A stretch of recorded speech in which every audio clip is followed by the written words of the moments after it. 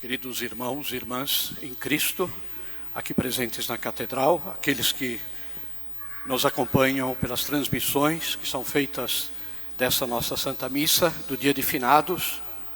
Hoje nós nos reunimos para celebrar a memória dos nossos entes queridos que partiram deste mundo.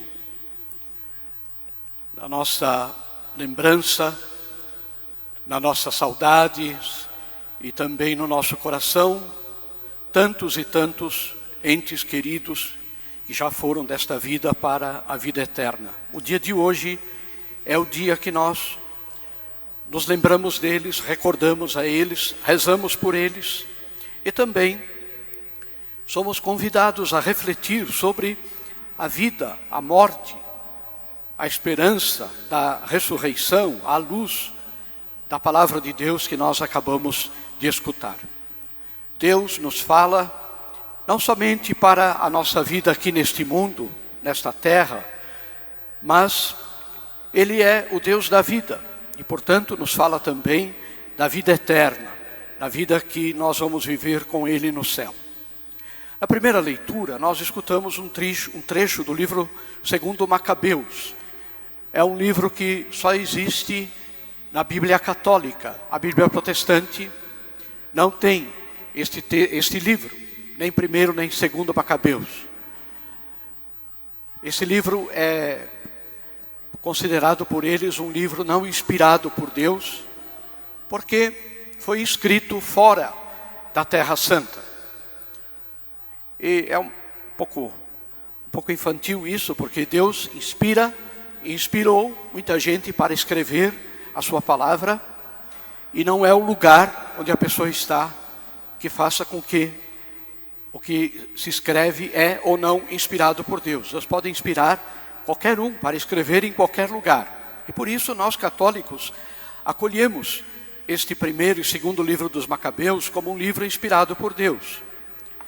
E encontramos aí um testemunho poderoso sobre a oração pelos mortos. Ouvimos falar deste personagem, Judas Macabeu, que no final de uma batalha, vendo os mortos do seu exército no chão, encontrou junto ao corpo de alguns daqueles soldados amuletos, coisas que não eram cristãs. E Judas ficou muito preocupado com isso, porque viu aí uma falha na fidelidade a Deus. A pessoa que usa essas coisas, que não são cristãs, que não é uma cruz, que não é uma medalha, mas que são coisas do paganismo ou de religiões diferentes, Judas ficou muito sensibilizado com isso e pediu que se oferecesse sacrifícios e orações, reconhecendo que rezar pelos mortos é algo bom, é algo justo, é para ajudar os mortos na vida eterna. Ora, isso já mostra no Antigo Testamento, antes que Jesus viesse a esse mundo entre os judeus, a crença na vida eterna, a crença no destino eterno da humanidade e a crença de que, de alguma forma, aqueles que vão deste mundo para a vida eterna precisam da nossa oração, precisam da nossa intercessão por eles.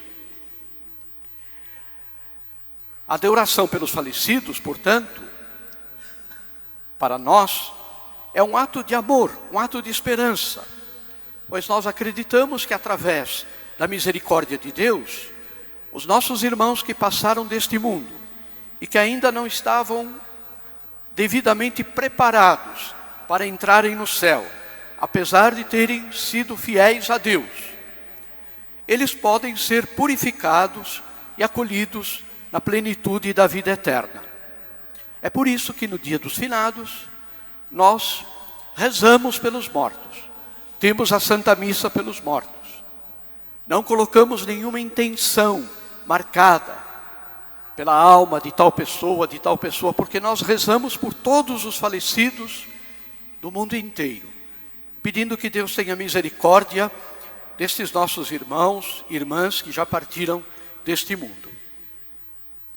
O Salmo 22, que nós ouvimos o salmista cantar, nos conforta com a imagem do Senhor como aquele que é o nosso pastor, aquele que cuida de nós.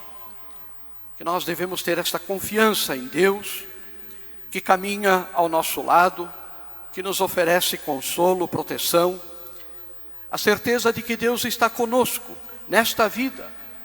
E se Ele está conosco aqui, Ele não vai nos abandonar na vida eterna. Quando nós passamos deste mundo para a eternidade, o Deus que cuidou de nós, o Deus que nos criou, o Deus que nos amou, o Deus que nos deu o dom da fé através do batismo, que nos alimentou com a Eucaristia, este Deus que durante toda a nossa existência foi nosso Pai, depois da nossa morte, Ele não vai nos abandonar, Ele vai continuar cuidando de nós e vai ali realizar todas as nossas expectativas, aquelas expectativas que todo ser humano tem na sua alma, no seu coração. A expectativa de ser feliz, a expectativa de se realizar aqui neste mundo. Só que aqui nós percebemos, queridos irmãos, que isso nunca vai acontecer. Uma pessoa inteligente, uma pessoa sábia, ela sabe que neste mundo nada é definitivo. Se ela está muito contente, está muito feliz, ela reza e pede a Deus que estenda esses dias, porque certamente virão os dias de provação, fazem parte da nossa vida. Da mesma forma, aquele que sofre, aquele que tem uma cruz pesada para carregar aqui neste mundo, sabe também que este sofrimento não é definitivo, que Deus irá consolar o seu coração, a sua alma, de alguma forma, de alguma maneira. Mas na vida eterna, tudo é diferente, tudo é definitivo, não há volta para nada. Por isso nós que nos esforçamos por seguir a Deus aqui neste mundo, olhamos para o futuro, olhamos para a vida eterna, não com medo, não com temor, mas com esperança e confiança em Deus. A segunda leitura nós escutamos o apóstolo São Paulo nos falar da nossa morada eterna, ou seja, o céu, que não é feita por mãos humanas. O apóstolo nos lembra que, enquanto nós estamos neste corpo mortal, nós estamos longe do Senhor, no sentido de que não temos ainda a plenitude da vida que Deus quer nos oferecer. Mas temos a esperança de que um dia estaremos plenamente com Ele. Esta é a esperança de todo cristão. Por isso que neste dia é importante para nós pensar, queridos irmãos, naquilo que no catecismo, ao menos nós, os mais velhos, mais antigos, aprendemos. Depois parece que a igreja ficou com um pouquinho de medo de falar sobre isso, achando que as pessoas iriam não gostar da mensagem, aquilo que se chamam os novíssimos, morte, juízo, céu e inferno. Ou seja, o fato de que a morte é uma realidade presente na nossa vida. Nós não somos pessimistas. O pessimista diz assim: cada dia eu me aproximo mais da morte. Essa é a visão pessimista da vida. O cristão diz assim: cada dia eu me aproximo mais de Deus, aquele que criou a minha vida para Ele, para ser feliz com Ele no céu. E cada dia eu me aproximo mais desta felicidade que eu sonho, que eu espero, e que eu sei que aqui neste mundo eu nunca vou conseguir. Assim, nós não temos que ter medo de pensar nisso, na morte, no juízo, neste julgamento que Deus vai fazer de cada um de nós. A gente que vive esta vida pensando que um dia não vai ter que prestar contas a Deus da sua vida, que o mal que fez para si mesmo e para os outros vai ficar por isso mesmo. Que não vai ter que dar contas do que falou, do que disse, do que pensou, do que, de certa forma, prejudicou os seus irmãos.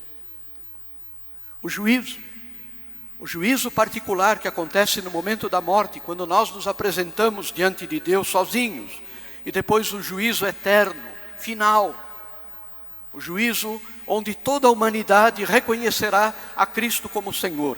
E as duas possibilidades, não há outra, ou o céu ou o inferno. Como é o céu? Como é o inferno? Nós sabemos.